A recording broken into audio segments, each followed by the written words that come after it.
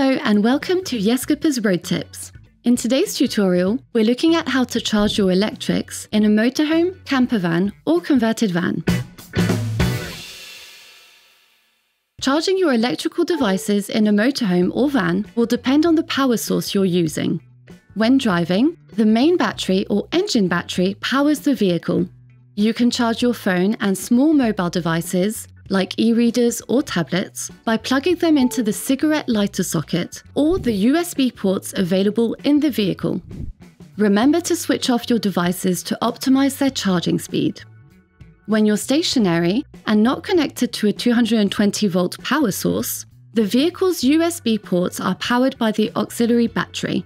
You can still charge your small mobile devices, but make sure to keep an eye on the battery level on the vehicle's control panel. For larger electrics that require more power, like cameras or laptops, you must be connected to a 220-volt power source in a service area or a campsite.